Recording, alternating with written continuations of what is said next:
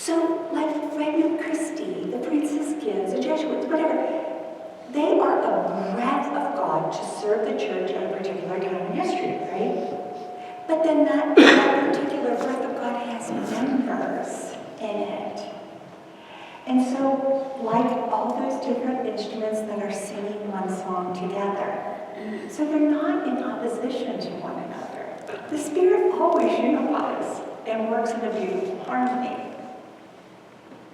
Okay, you may also notice a particular charism of a family, a church, or a community. This was a learning for me, quite to my surprise. Like, I kind of was like, duh. I was watching our son and his wife, and you can see their individual gifts. But as a couple, it became so clear to me, they have the charism of evangelization together. They're a little family. And I remember asking my spiritual director, who works a lot with this, and I said, hey, is that real? And he said, yeah, it's real.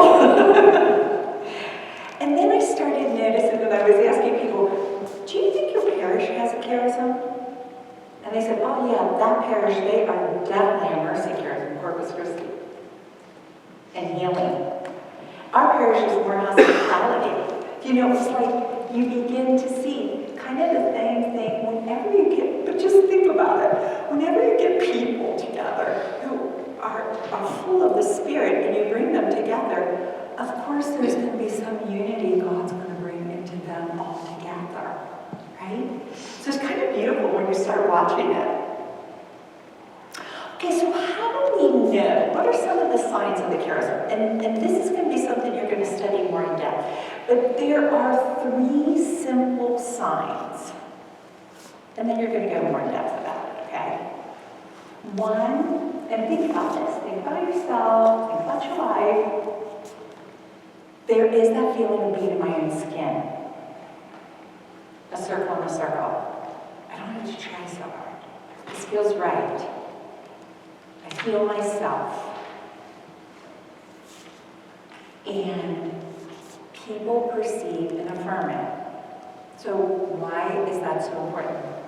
This is super important, especially as you discern. The charism is for the body that passes through us to the body of Christ to serve its needs, to sanctify, to build up in charity. So, unbeknownst to us sometimes, the body of Christ knows our charism before we do. It's such a spiritual, mystical thing. I remember studying this for the first time. My family used to always say to me, Mom, you got a t-shirt on you that says, tell me your whole life story. So when I first started learning this, they said, people with the charism, no joke, people with the charism of encouragement probably feel like they have a sign on them that says, tell me your whole life story. I'm like, huh. I could be in a line. We were in a line at Disney World, and the person waiting for an iced lemonade starts to tell me all that's going on in their life with a simple, how are you today? Right? And it's the same with every charism. When you start saying, the body knows before you do. Because it's almost like 2 poles, positive knows where negative is. And we're just so mystically connected, way more than we realize. So as we talk about shapeless, I forgot one of my favorite ones, and that is supernatural effect. So when you are in your charism, there's an energy that's supernatural. There's an effectiveness that's supernatural. There's an endurance that's supernatural. I can always feel like you kind of plug into the light socket and you're kind of alive. Right? It's really funny. I have a friend of mine who, she has the charism of service and mercy, and so we do retreats, and she's got everything organized, and she's down there working sit up and do spiritual direction all day. And she says, I would poke my eyeballs out if I were you. Sitting listening to people all day. You have to know her, she's a hoot. And I said, I would poke my eyeballs out to do what you're doing all day. Right? So I can sit and do spiritual direction all day long and feel wonderful by the end of the day, energized. Maybe physically tired, but never emotionally and spiritually. If I was running into doing meals, organizing, herding people, and all the stuff she does, I'd be like, oh Lord, take me home, give me a bath. Okay, so this is important, the part about supernatural energy, because the difference between a charism and an ability is just that. When you are in your charism, while you may physically fatigue, right, because that's normal, we're human, you will have a supernatural sense of energy and well-being.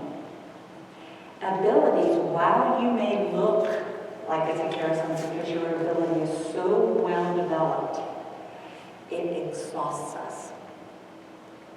I have a learned ability of administration. 7 kids, a sink or swim. But it exhausts me. It exhausts me. I mean, I do because out of love and, whatever. It is not my charism. And you can tell people, I really am always amazed because I have the ability of administration. When you know people that have the charism, you go, they're really jazzed up about doing that. That's the difference between me and them. Okay, one last thing before we take a break. We're going to talk in the next section about charisms according kind of to categories. We can categorize charisms in order to it's good for discernment. It helps us when we discern. Because we categorize them in their relation to the work of the church. Okay? And what they do, what they achieve, and therefore it helps us get some clarity on the call and the mission. And just a brief, brushstroke of this. We will talk about pastoral charisms. I'll go into depth with each of these the next time. There's communication charisms, evangelization, teaching, prophecy. Charisms of healing, administration, or organizational charisms, administration, leadership, giving, and service. Charisms of healing and intercessory prayer. Charisms of understanding, knowledge, wisdom, discernment of spirits. Creative charisms, craftsmanship, writing, and music. Lifestyle, faith, voluntary poverty, celibacy, and missionary. Okay, so those are kind of the categories of charisms that we'll talk about. We'll get, even just for one day, Jill is going to take you into much greater depth. I'm going to do a brushstroke over all of them, so as you begin the study, you can kind of get your juices flowing. All right, we are going to spend some time. Anybody have any questions? Okay. What I want you to spend time with now in your small group, and we have until 11 o'clock, is to just, I put some, jumpstart questions on your table. You can feel free to use those, and you can feel free to toss those and talk about whatever you want to talk about. But I put those there on your table, and you can discuss them, and then I think at 11 o'clock we come back. Okay? Yeah, take the time for a break and get a coffee in the restroom and also the table discussions as well. Okay? Yeah.